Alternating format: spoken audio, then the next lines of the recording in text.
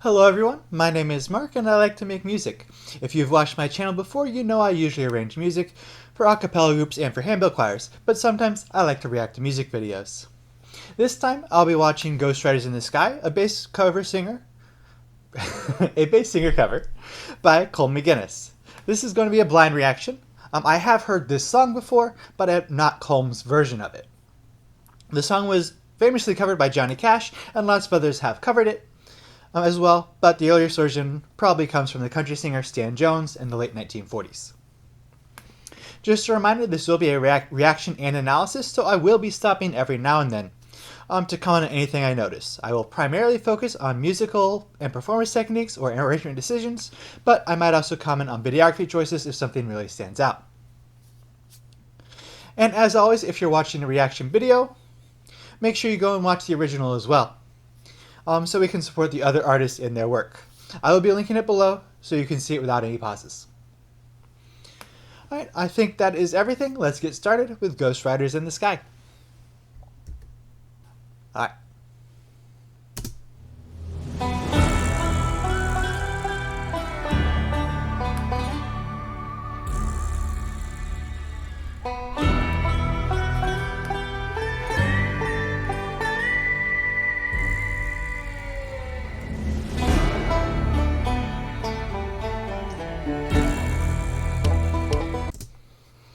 Alright, very cool start. As usual, Colm is playing the instruments. He does that most of the time in his covers. So he will usually play the instruments for the music, and then he will sing over it. Actually, I've never checked to see if he's the one who does the arranging itself. But he does play most of the instrumentation for these covers. Looks like he was starting on a banjo. Good choice for a country-type song. I heard whistling, doubling that melody, and then I heard a couple other instruments. But that's a very cool start, and it looks like it's got a very cool background with those red lights from the back, blue light from the front. Very cool choice so far. Let's restart, see what it sounds like again. I heard some percussion in there too.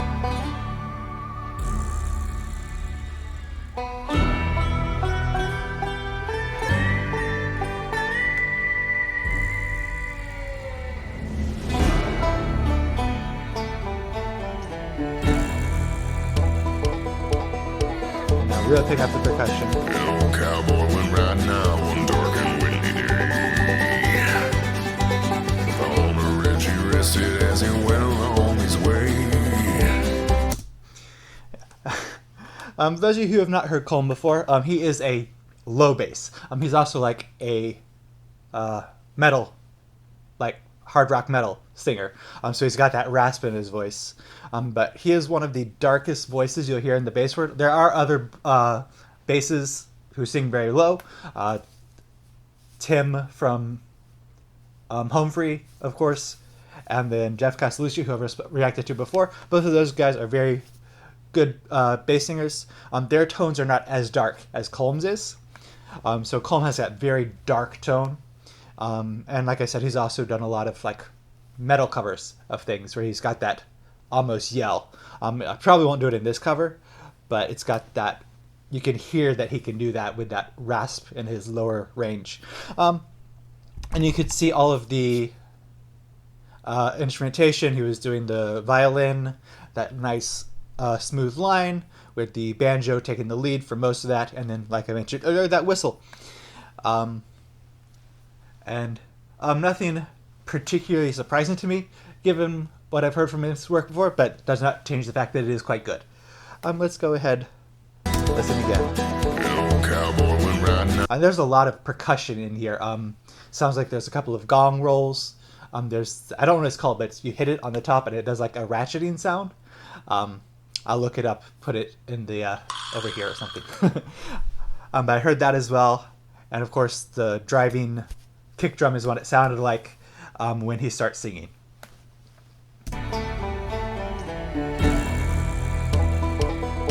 Right here. Old cowboy went right now one dark and windy day. A really low tone. On a ridge he rested as he went along his way. When all at once somebody heard a red-eyed cows he saw.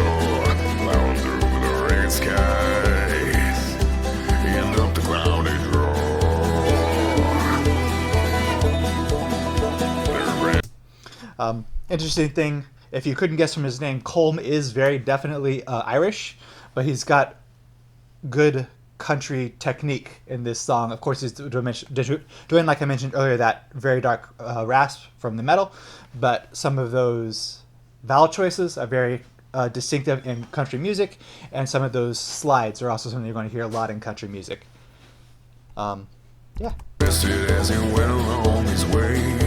And I'm liking the back and forth between the singing and the instrumental, because the instrumental, of course, is going the whole time. But those interjections where he sings instruments, it's a very cool contrast because the instruments are a lot more active than the vocal line is. Right in there. He rested as he went along his way. When all at once somebody heard a red-eyed cows he saw plowing through the red skies and up the cloudy draw. That draw is what I'm really thinking about with that slide. Their brands were still on fire and their hooves were made of steel. Their horns were That's a good example of the really quick violin part alternating with his slower vocal part. shiny and their hot breath he could feel. And this whole time that banjo is going the way banjos always do, but still sounds cool. Through the sky, horse all the riders coming hard. He heard their mournful cry. Yippee-yi. Let's see how this goes. In lots of the versions I've heard of this, that Yippee-Yi-Yay, which is the next lyric, is really high. He can sing pretty high. I wonder if he'll choose to do that in this cover. I think in Johnny Cash's version, it is a female choir doing the Yippee-Yi-Yays up high. So we'll see what Colm decides. Through as they thunder through the sky, horse all the riders coming hard. He heard their mournful cry. Yippee-yi-oh. So he stayed low, which is cool. It still works. Ghost riders in the sky. Another thing that Colm likes to do is, of course, he's layering his voice like most artists in this type of genre will do. But he likes one of those voices will be a very, very low rumble. Sometimes changing notes, sometimes not. But you can definitely hear that low rumble paralleling octaves.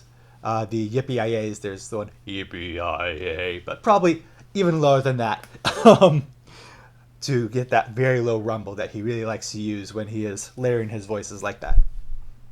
Back up again. He heard their mournful cry. Yippee-yi. That violin line sounds very similar to The Devil Went Down to Georgia.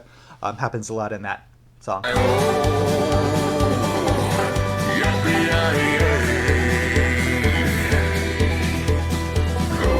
riders in Four voice parts. their faces got their eyes blurred, their shirts were soaked with sweat. He's riding hard to catch that herd, but he ain't caught him yet. 'Cause I've got to ride forever on that range up in the sky on horses starting fire. Earlier I mentioned that he's using good country techniques. The way he said fire, like fire, that's very distinctive to country. It is not distinctive to the Irish accent or even my natural accent. But that fire, that's one of those things where I was mentioning he's got the accent use really good in this song. 'Cause I've got to ride forever on that range up in the sky on horses starting fire. As they ride on hear their cry. That little growl at the end shows some of his metal influence.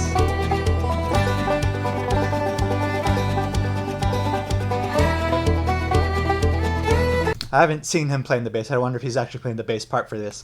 So he's, obviously this is what he's playing right now. That's going to be a banjo. Earlier I saw a guitar. Earlier I saw a mandolin. Obviously saw a violin as well. But I can hear the bass guitar part like dum dum dum dum. he's not shown him playing it yet, so I wonder if he's playing that part as well. Like I said, he plays most of the instruments in his covers.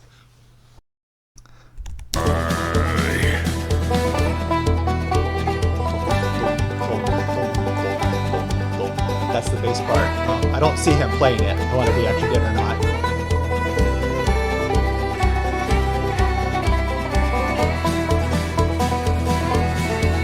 Instrumental verse. It's cool.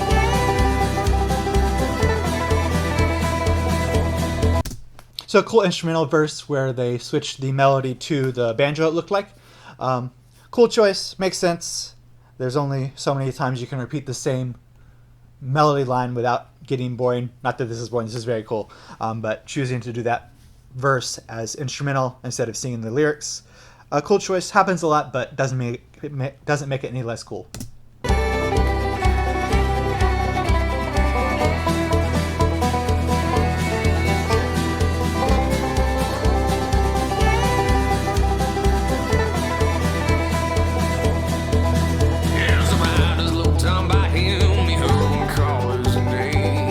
Switching up to that higher octave that he hasn't done yet this song. I'm switching up to like a baritone tenor range.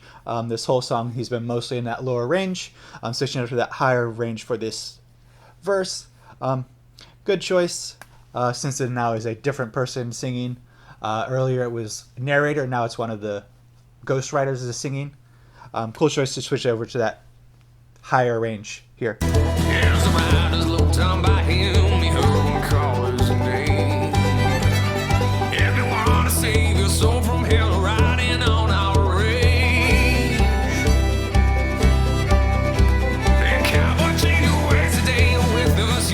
And really getting into that rasp. I was mentioning that he gets a lot from his metal background. Actually, I don't know if he's got a background. I just know he's in a lot of covers that have a lot of metal influence. But choosing to go for that rasp in this section, again, we're switching to a different person speaking. Does make sense. And stereotypically, you're going to have cowboys smoking, all that type of stuff. Going to give them that raspy voice. Makes sense to switch to that voice for the change in speaker. You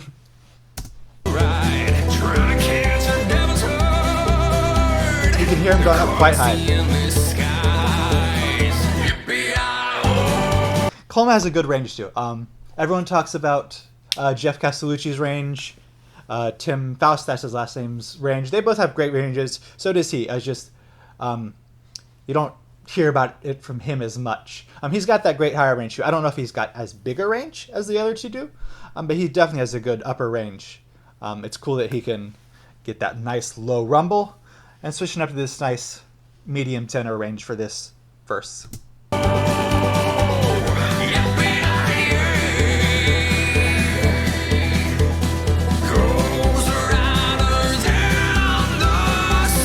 can hear in that in the sky, except for he used the very definitely screamo technique to get that rasp in there. That is not something I know how to do, or I could probably do it. I just be worried about hurting myself since I've not practiced that type of singing before. But choosing to go up into that mix voice with that scream heavy metal rasp on that higher note.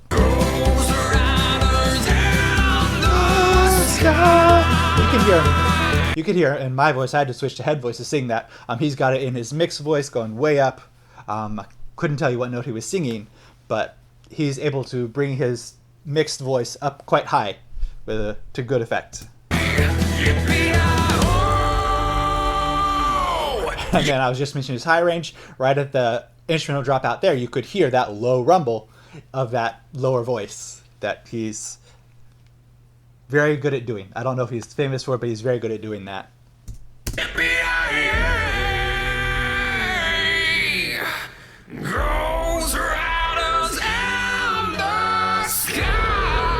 Oh, you hear that very low? That might be the lowest note I've ever heard from him, getting down to that very low note. I definitely cannot sing that low, but you could hear in that last 20 seconds or so, he had that whole range. Lead was up in that tenor, rock tenor range. Low was down, way down below the staff. Very cool. Let's go back, hear it again. It's the instrumental closing. A little early, that's okay. You can hear that low rumble. That's lead.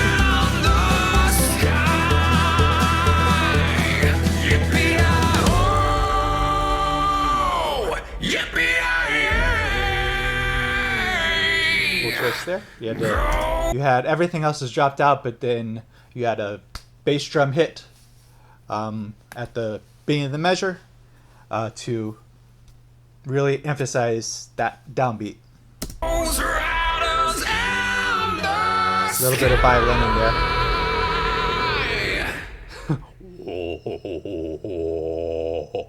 I can't even hit that note. I think I got close, but that is not a note I can. That is not a note I can hit consistently.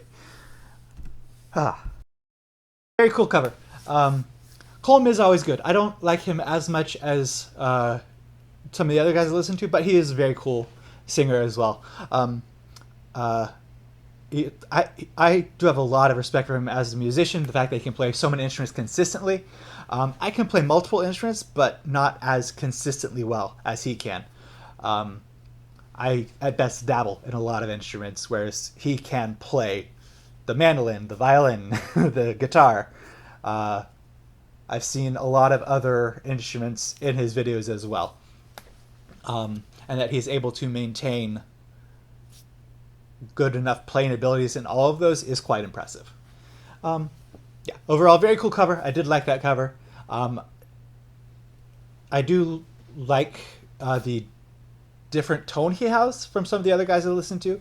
Because even though that dark rasp is not something I'm going to use in a lot of my stuff, it is cool to hear it. And especially since he does have that range I was talking about that was really showcased in that last a cappella section, where you could hear down way below the staff just a rumble with his lead voice going up into that rock tenor range with a bit of that grit you'll hear from heavy metal stuff. Very cool cover. I enjoyed that. I'll probably watch it again without pausing just so I can have a more complete understanding of it. But I do hope you enjoyed. Well, thanks for watching. I hope you found that interesting or meaningful in some way. If you did, please leave a like, comment, and subscribe. It does help smaller creators like myself reach a wider audience. If you have any suggestions for future reactions, leave them in the comments below, and I will try and get to them as soon as possible. I do prefer blind reactions, but I'm open to any suggestions you happen to have, even if I've already seen the video. So I do hope you enjoyed. Thank you again, and goodbye.